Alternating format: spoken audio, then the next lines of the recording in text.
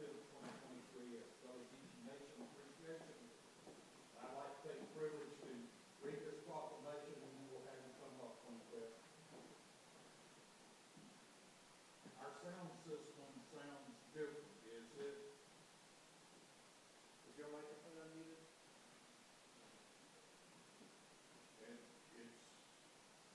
It's red like everyone else's. Here. All right. Now, is that better? All right. I knew it wasn't sounding correct, so now I'm echoing, so we might turn it down a little bit. Recognizing Gullah Geechee Nation Appreciation Week, whereas Glynn County, Georgia was founded in 1777 as one of the original 8 counties in Georgia. At its founding, Africans were brought in to build this community. These Africans came to reside in the Golden Isles to include St. Simons, Sea Island, and Jekyll, as well as in the county seat of Brunswick. This population of enslaved Africans, who are now called Gullah Geechee, and their descendants continue to occupy this region. And whereas these Gullah Geechees have made history by being either aboard the last documented enslavement vessel to North America, which arrived at Jekyll Island called the Wanderer on November 28, 1858, or by being part of the Ebos at Ebo Landing that resisted enslavement. Queen Quet, chiefess of the Gullah Geechee Nation, has done ceremonies to honor the souls of Ebo Landing on St. Simons and of the Wanderer on Jekyll Island. And whereas Queen Quet has worked with Gullah Geechee in Glynn County to establish what is now the St. Simons African American Heritage Coalition and the Gullah Geechee Board of Brunswick, in order to ensure that the history of Gullah Geechee continues to be told. Queen Quet became the first Gullah Geechee in the world to speak before the United Nations on behalf of Gullah Geechees and established the Gullah Geechee Sea Island Coalition to continue the work to sustain Gullah Geechee culture and land ownership. And whereas following Queen Quet's international human rights intervention on behalf of the Gullah Geechees, this group of self-sufficient people came together in 1999 throughout the Sea Islands and Low Countries of the Carolinas, Georgia, and Florida to stand on their human rights of self-determination. This group took 1 year to elect their own leader. They elected and installed Queen Quet, chiefess of the Gullah Geechee Nation, and Queen Quet has served as the official head pundibodi and spokesperson of Gullah Geechees since July 2nd, 2000. And whereas we support the continuation of the Gullah Geechee cultural heritage and sustainability of the Gullah Geechee Nation, a series of activities will take place throughout Glynn County, Georgia, to honor the history and legacy of the Gullah Geechee Nation during Gullah Geechee Nation Appreciation Week, and we join in celebrating the theme, Celebrating Gullah Geechee Resiliency. Now, therefore, be it proclaimed that July 29 through August 5th of 2023 as Gullah Geechee Nation Appreciation Week in Glynn County, and witness, therefore, this day I set my hand. Queen Quet.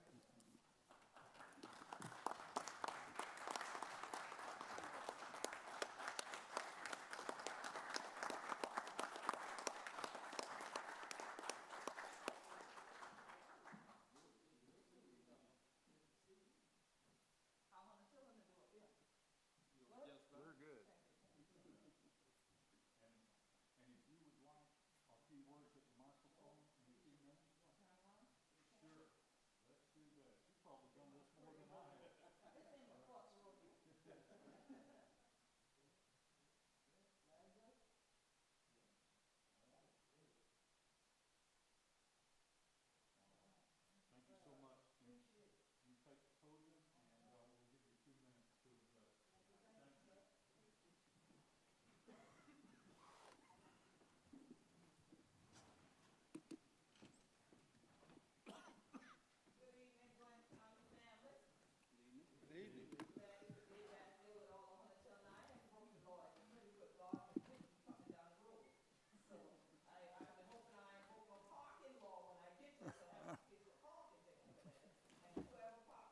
I appreciate you joining the celebration so quickly. You got something, some champagne, you could have popped the top on and said, I can.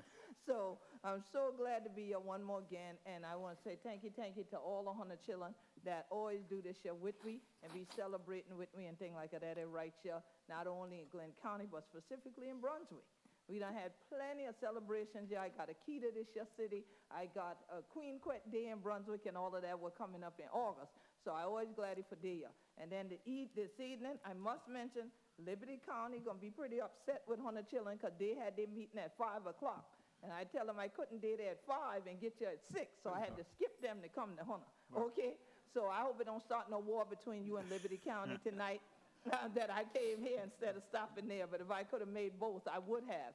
I definitely want to invite all of you, though, to make your way northward on next Saturday, July the 29th at noon. If you have heard of the historic Penn Center, the Penn Center National Landmark Historic District and our Reconstruction Era National Historical Park are both located on historic St. Helena Island, South Carolina, where I am from.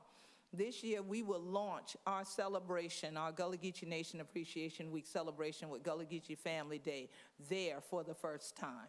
So as I told everybody at all the other counties, the plan is to end at 4:30 p.m. But if y'all bring good dancing shoes, that might turn into 4:30 a.m. So come on up to South Kakalaki and things like that. There ain't no wall between Georgia and South Kakalaki. Y'all act like y'all can't laugh out Georgia. But come on across. We ain't gonna hurt you.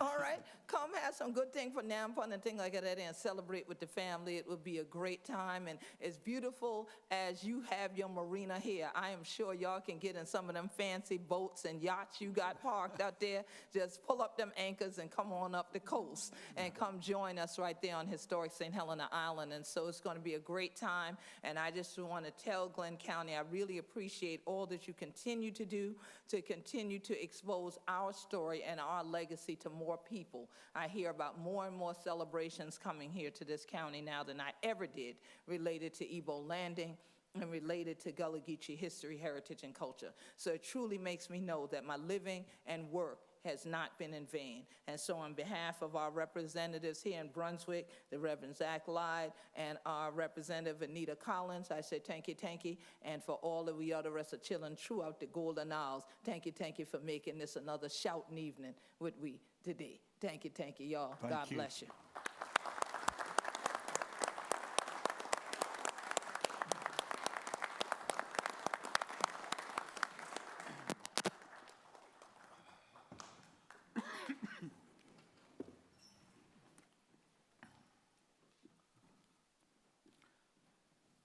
Item number 2 this evening is to receive a donation from C.J. Drake with Georgia Pacific to the Glynn County Fire Department for firefighting equipment. And Mr. Drake, if you'll come to the podium, and our firefighters that are here with us tonight.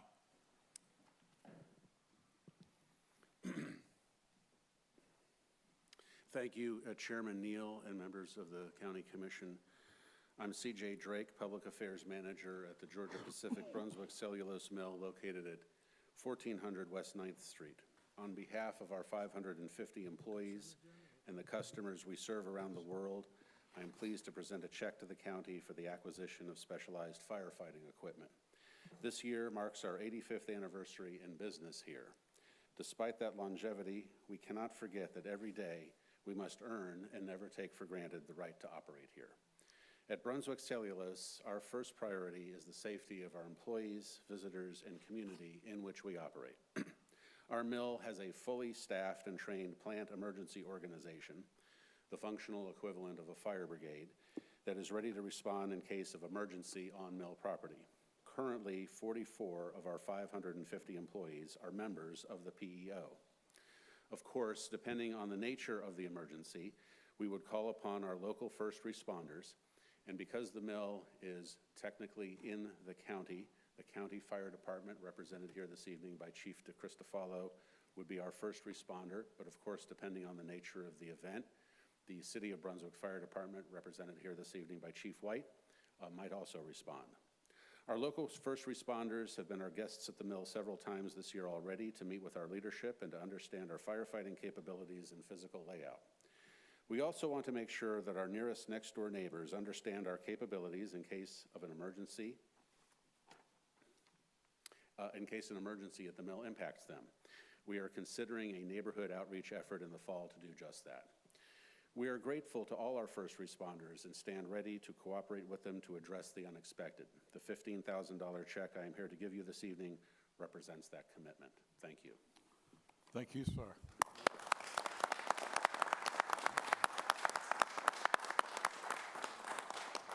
Yeah. Let's come forward.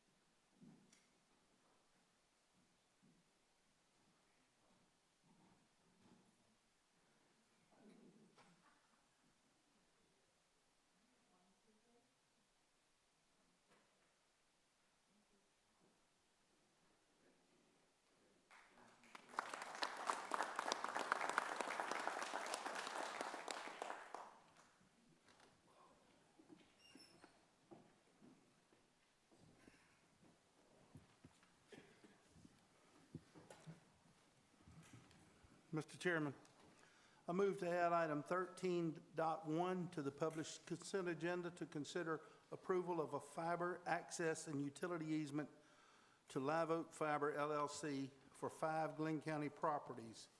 Will Worley will be the presenter.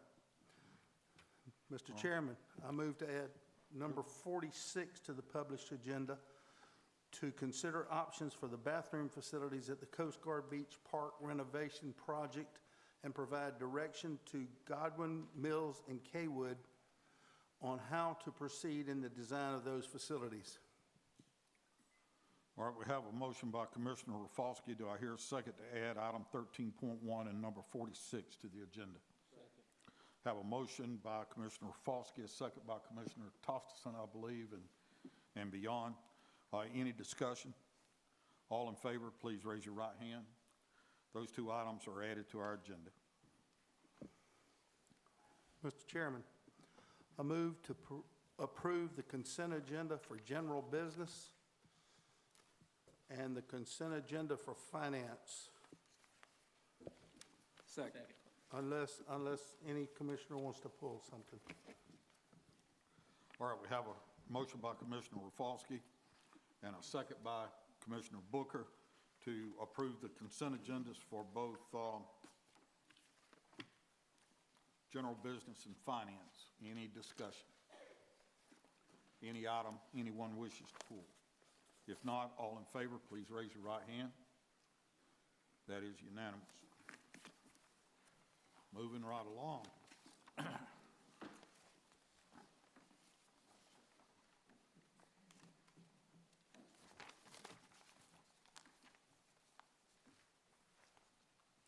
All the way down to number 41 on our agenda. That's moving quickly. We do have public hearings for tonight. Our first one is item number 41, CUP 5452. Public hearings are to be limited to 30 minutes for each opposing side, with 5 minutes allocated to each individual speaker. Comments are to be limited to relevant information regarding your position and should avoid being repetitious. If your group has a spokesperson, please allow that individual to present your group's position in the time allocated, and your cooperation is always appreciated.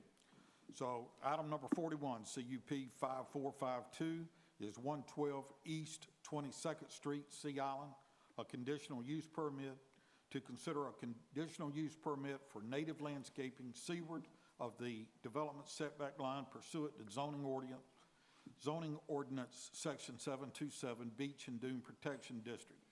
The property is located at 112 East 22nd Street, Sea Island, parcel number 05-00326. Property is zoned one family residential, R12 and R9, and Beach and Dune Protection District. Dan Busey, Resource and Land Consultants LLC, agent for Amanda and Thomas Lister, owner and applicant. And Mr. Postal. Good evening, Commissioners. Maurice Postal, Planning and Zoning. The background on this application is there's a single-family dwelling currently under construction at this property. The applicant is requesting a conditional use permit to plant native landscaping seaward of the county's beach and dune development setback line. Under Section 727 of the zoning ordinance, land alteration seaward of the development setback line requires a conditional use permit from the BOC. This is a zoning map showing the parcel and the parcel surrounding it, all in residential zone, single-family residential zoning. This is a survey of the property. The yellow line is the development setback line, and this is the toe of the dune, and the native landscaping will go in between those two lines, and this is the concept plan showing that. And these are pictures of the area where the native landscaping is going to be planted, seaward of the house under construction. And the IPC, at its meeting of June 20th, voted to recommend approval of this project for 4 yes and 1 abstention. And the property owners are here tonight to answer any questions, and these are your possible motions for the project. All right, thank you, Mr. Poulsen. Commissioners, before we open the public hearings, there any comments or questions? All right. This being a public hearing, anyone that wishes to speak in opposition of CUP 5452, please come forward and state your name for the record. Anyone that wishes to speak in opposition? Last call. Hearing none, seeing none, we'll close that portion. Anyone that wishes to speak in favor of CUP 5452, please come forward and state your name. We're moving right along. Seeing none, we'll close that portion. That will close the public hearing for CUP 5452. And Commissioners, we're back to you. All right, let's see. If there's no questions, I'll entertain a motion. All right, sir, I'll move to approve CUP 5452 as presented. Second. I have a motion by Commissioner Fendig and a second by Commissioner Booker. Any other discussion? All in favor, please raise your right hand. That is unanimous. Great. Item number 42 is ZM 5486, parcel number 02-00867 rezone. Consideration of an application to rezone a portion of parcel 02-00867 from the Forest Agricultural FA zoning district to the Freeway Commercial FC zoning district. Glynn County Board of Commissioners applicant for Philip Monson, Southern Vending owner. And this was brought back this evening by Commissioner Tostenson. Any opening remarks? Since we continued this, deferred it, we have gone back and we have reevaluated it and worked out the kinks that needed to be worked out, and I'm ready to move forward with the motion. All right. Mr. Postle. As you mentioned, this rezoning application was sponsored by Commissioner Tostenson. The prior rezoning application for this property was denied by the BOC on January 19th. County is requesting to rezone approximately 2 acres from forest agricultural to freeway commercial to allow for commercial development on this parcel.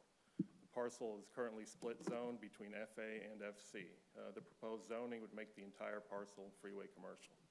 Currently, there is no access to the property, and the owner would have to obtain legal access prior to the issuance of a county building permit. And this is the zoning map showing the property. Here's 95, and here's the pilot truck stop. And this is a survey of the property.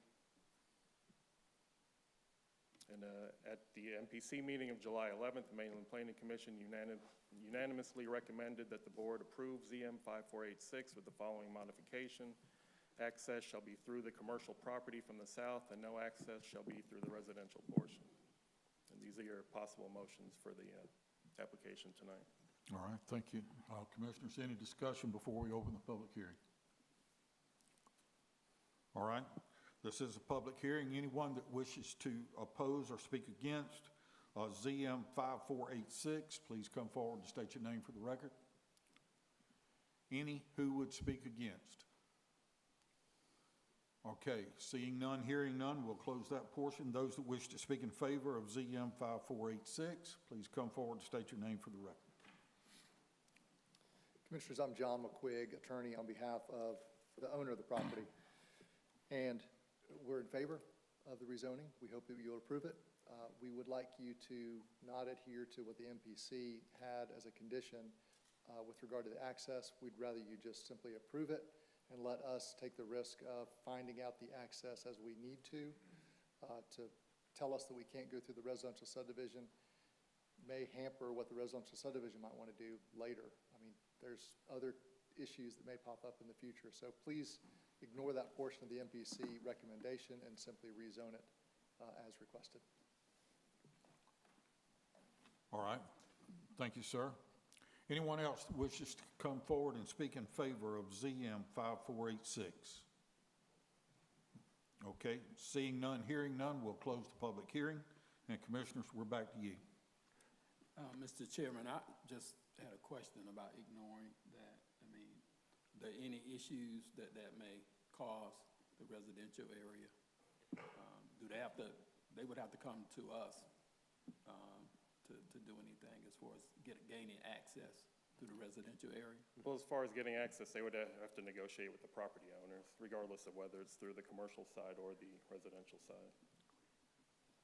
Okay, thanks. Mr. Chairman, I'm prepared to make a motion. Okay, go ahead. I move to approve ZM 5486 as presented. Second.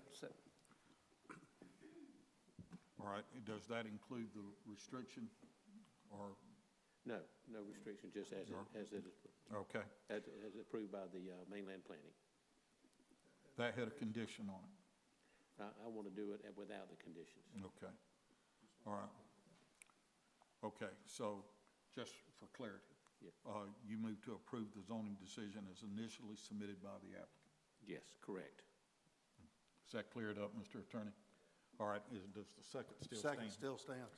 All right, so we have a motion by Commissioner Tostison, a second by Commissioner Tostison. Any other discussion on this? All right, all in favor, please raise your right hand. All right, that is unanimous. Thank you. I seconded by me too. Yeah, did I? Yeah. Sorry. Seconded by Commissioner Rafalski. Yeah. I didn't even hear it. I can do it both ways. You're all right.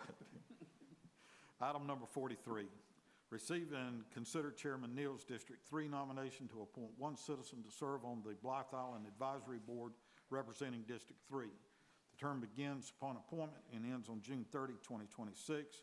Application received from Chuck Falk, John Craven, Chuck Bumgardner, Joseph Hutchinson, Hope Wilder. The clerk's note on this was deferred from the June 22nd BOC meeting. And I would like to nominate Chuck Bumgardner to fill that seat. And it doesn't require a second, so that's my nomination. Call the vote. All in favor, please raise your right hand. All right. Item number 44, receive and consider Commissioner Sweat's District 4 nomination to appoint one citizen to serve on the Blythe Island Advisory Board representing District 4. The term begins upon appointment and ends on June 30, 2026. Application received from Chuck Falk, John Craven, Chuck Bumgardner, Joseph Hutchinson, and Hope Wilder. Commissioner Sweat? Mr. Chairman, I would like to nominate Mr. John Craven. John Craven, all right. Call the vote. All in favor of John Craven for District 4? That is unanimous. Item number 45, receive and consider Commissioner Clark's at-large Post 1 nomination to appoint one citizen to serve on the Blythe Island Advisory Board representing the at-large Post 1. The term begins upon appointment and ends on June 30, 2027. Applications received from Chuck Falk, John Craven, Chuck Bumgardner, Joseph Hutchinson, Hope Wilder. Commissioner Clark. Mr. Chairman, I nominate Joseph Hutchison. Joseph Hutchinson, ready to call the vote. All in favor, please raise your right hand. That is unanimous. All right, item number 46. Consider options for the bathroom facilities for the Coast Guard Beach Park renovation project and provide direction to the Goodwin Mills Colwood on how to proceed in the design of those facilities. Commissioners, we brought this to the work session on Tuesday. We had a good discussion on it, looking at the pros and cons. Any discussion on this? And, or do I hear a motion? Do we have a motion on the board? Mr. Chairman, I make a motion to approve the relocation and building of a new restroom facility at the Coast Guard Beach Park. Have a motion by Commissioner Rafalski and a second by Commissioner Fendig. Any discussion? Sweat. Oh, way down there. I'm sorry. I thought I heard Cap. I was right behind him, All right. just in case. All right, so a second by Commissioner Sweat, so sorry. All right, any discussion? All right, all in favor, please raise your right. Did I hear something? All in favor, please raise your right hand. Those opposed? That is a 6-1. All right. That concludes our regular agenda items, and we have tonight in our public comment section, Ms. Nora Haynes that would like to come forward and speak. And Ms. Haynes, if you would, if you would state your name and for the record, please. Maybe I'll get it right that time. And you have 5 minutes. Okay, well, somebody tell me it when I have 1 minute left. All right. All right.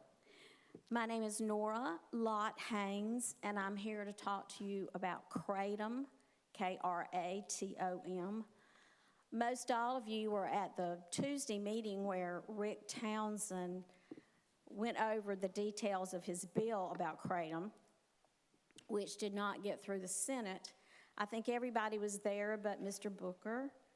So I'm not going to go into great details about what he said, but I would like to tell you that some people can engage in the use of alcohol and recreational drugs and never become addicted or experience negative consequences. For others, however, casual substance abuse escalates to addiction and causes problems with work, relationships, and the law.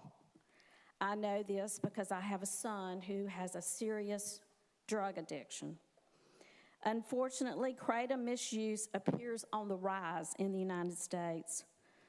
Large-scale studies assessing the prevalence of Kratom use are scarce. Recent data indicates that thousands of calls relating to Kratom ingestion were made to the poison centers around the country. Whether it's a problem with alcohol, opioids, cocaine, or any other substance, addiction kills thousands of Americans every year and impacts the lives, and that is with family members as myself. Almost 21 million Americans have at least one addiction, yet only 10% of them get treatment. Drug overdose deaths have tripled since 2000. That's a lot. 20% of Americans who have depression or anxiety disorder also have a substance use disorder. Americans between the ages of 18 and 25 are most likely to use addictive drugs. Kratom can be sold to an 18-year-old in Glynn County. Kratom is not well studied, and it is dangerous when Glynn Countyans buy it directly off the shelf in a convenience store. I know there is no guarantee that it's going to be safe. A report in the American Journal of Emergency Medicine found tachycardia, altered mental status, seizure, agitations, effects to the central nervous system, depression, and other clinical effects are reported from Kratom use. Those who are not addicts and report that Kratom removes and alleviates pain and addresses symptoms of mental health, you deserve a product with accurate content, pure ingredients, and proper labeling, which we do not have at this time. Kratom is illegal in 6 states: Alabama, Arkansas, Indiana, Rhode Island, Vermont, Wisconsin, Washington, D.C., even though that isn't a state, and 3 individual counties in California, Colorado, and Florida. It is pending a Schedule 1 classification. In Glynn County, the hospitals and treatment facilities are reporting an uptick in serious kratom-related issues. Did I see the sheriff here? Is that true? That is true. I understand from the Department of Community Supervision, they do not test kratom here. People who have are on probation, they are not testing for kratom. In some counties, they are testing for kratom. In Rome, which is Floyd County, they found that 1 in 4 of their people on probation were tested positive for kratom. I understand also from DCS, the Department of Community Supervision, that hallucinogenic mushrooms, testing for this has increased in Glynn County. Until House Bill 181 can be passed, please put kratom behind the counter, assure there's properly labeling, but my best wish would be to Glynn County to pass a local ordinance banning kratom. Thank you.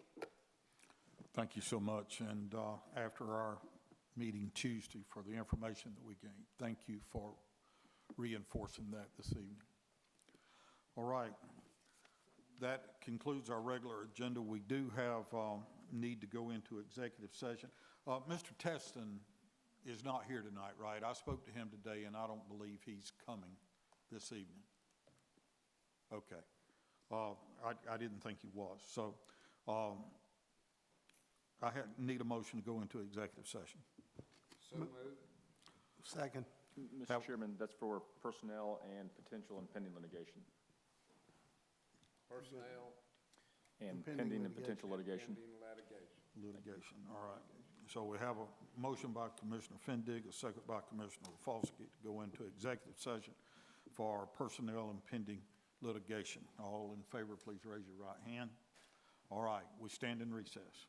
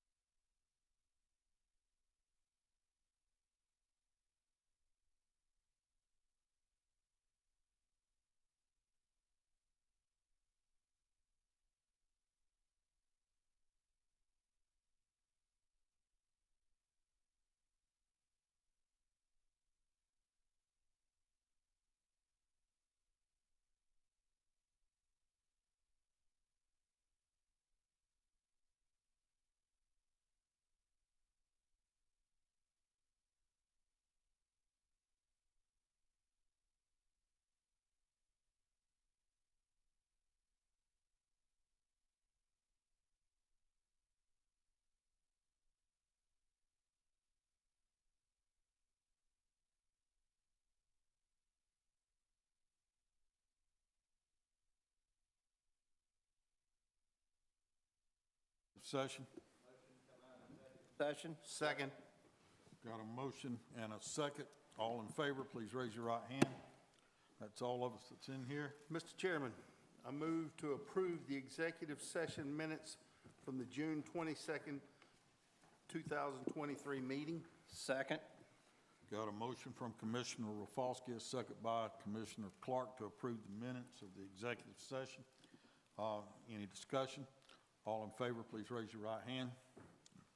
That is unanimous. Mr. Chairman, I move to approve the county attorney's recommendation regarding pending litigation. Have a motion by Commissioner Rafalski, a second by Commissioner Booker to approve the attorney's recommendation on pending litigation. All in favor, please raise your right hand. That is unanimous. Mr. Chairman, motion to adjourn.